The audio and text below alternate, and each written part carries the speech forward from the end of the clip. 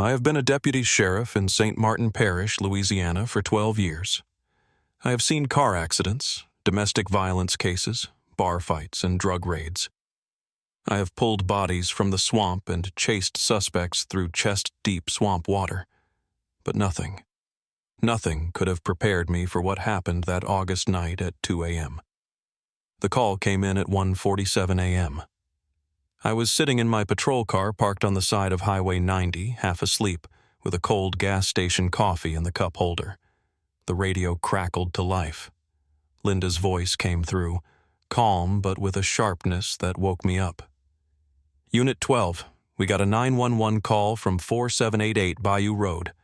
The caller is a woman saying she saw something in the water behind her property.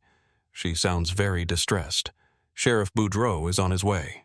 I need backup. I took the radio and confirmed I was on my way. Bayou Road. I knew that area well. It was a stretch of old houses scattered along the swamp, most on stilts, some abandoned. The people who lived there kept to themselves. They didn't call 911 unless it was serious. I flipped on my lights and drove east toward the address. The roads were empty at that hour. Spanish moss hung low over the blacktop, and the air smelled like mud and decay. My headlights cut through the thick darkness. Frogs and crickets filled the silence with their steady noise. Sheriff Raymond Boudreau was already parked in the dirt driveway when I pulled up. His truck sat with the engine running and the door open. He stood near the porch of a small house, flashlight in hand, looking toward the back where the property met the water. I stepped out of my car and walked over. Raymond was in his early 50s, a big man with a gray mustache and a Cajun accent so thick you could barely understand him when he got excited. "Marcus," he said, nodding at me. "Lady called from inside. Said she saw something big moving in the bayou. Said it wasn't no gator." I raised an eyebrow. "What did she think it was?" He shrugged. "She didn't say. Just kept saying it wasn't natural. Dispatch said she was crying when she called." We both looked toward the house. It was old, painted white, but peeling in places. The porch light was on, but the inside was dark. No movement, no sound. Raymond called out, "Ma'am, this is Sheriff Boudreau. We're here to help." Nothing. He called again, louder this time. Still nothing. I felt my stomach tighten. Something felt off. I unsnapped the strap on my holster and pulled my flashlight from my belt. Raymond walked up the porch steps first. The wood creaked under his weight. I followed close behind. He knocked hard on the door. "St. Martin Sheriff's Office. Ma'am, are you all right?" No answer. He tried the handle. The door swung open. Unlocked. We stepped inside. The air was thick and humid, even worse than outside. The house smelled like old wood and mildew. I swept my flashlight across the room. There was a couch, a small table, a TV on a stand. Everything looked lived in, but worn down. A ceiling fan spun slowly above us, making a faint clicking sound with each rotation. "Hello?" Raymond called out again. I moved down the narrow hallway toward the back of the house. There were 2 bedrooms and a bathroom, all empty. The bed in the main bedroom was unmade. A pair of shoes sat on the floor, a glass of water on the nightstand. "Nobody here," I said, walking back to the living room. Raymond frowned. "She called from inside. Dispatch confirmed the address." "Maybe she left," I suggested, though I didn't believe it. "On foot? In the middle of the night?" Raymond shook his head. "Nah, something's wrong."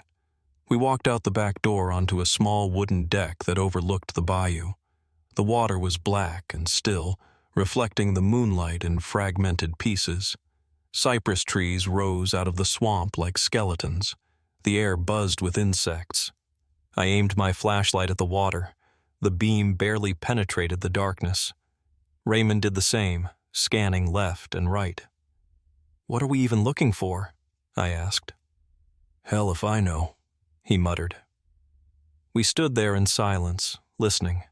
The frogs were loud, the crickets too. But underneath all that noise, I swear I could hear something else. A low sound, like breathing, or maybe water moving. Raymond must have heard it too, because he went still. His flashlight stopped moving. "You hear that?" he whispered. I nodded. It was faint, but it was there. A wet, dragging sound, like something heavy being pulled through mud. The sound stopped. We waited. Then it started again, closer this time.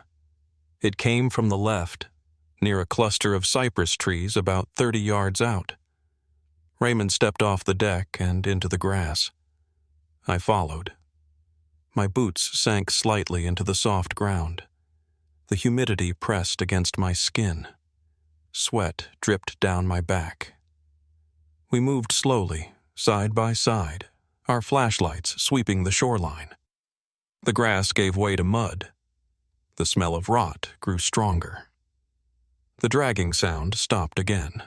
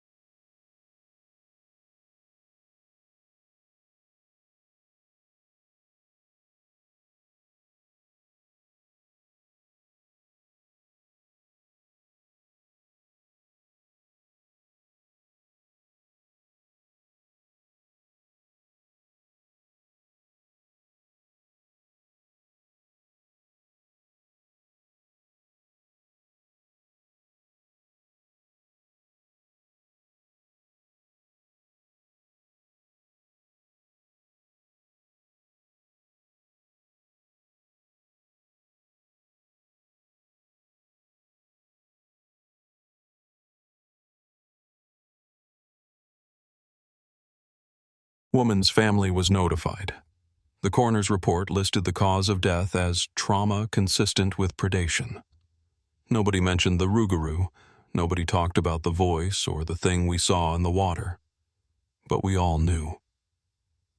Raymond retired 3 months later. He told everyone it was for health reasons, but I knew the real reason.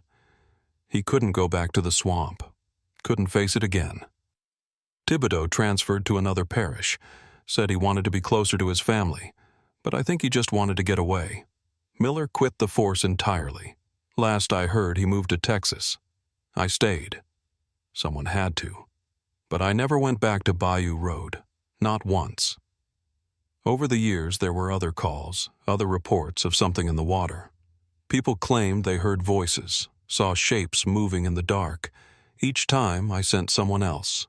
I told myself it was because I was busy, because I had other cases to work. But the truth was, I was afraid. Afraid that if I went back, I'd see it again. That thing in the water, that smile. And afraid that next time, I wouldn't make it out. It's been 12 years since that night. I'm still a deputy in St. Martin Parish. I still patrol the back roads and answer calls in the middle of the night. But I avoid Bayou Road. The house is still there, abandoned. Nobody's lived in it since that night. Nobody wants to. Sometimes, late at night when I'm driving past, I slow down and look toward the water. The moonlight reflects off the surface. The cypress trees stand like sentries in the dark. And sometimes, just for a moment, I think I see something moving out there. Something tall. Something wrong. And I hear it. That voice, calling my name, whispering from the water, waiting. Because deep down, I know the truth. It's still out there. It's always been out there. And it's still hungry. They say the bayou never forgets, that it holds on to things, secrets, stories, souls. I believe that now, because every time I close my eyes, I'm back there, standing on that deck, staring into the black water, watching it rise, watching it smile. And I know, one day, I'll have to go back. The swamp always calls you home. And when it does, you can't say no. You just pray you make it out alive.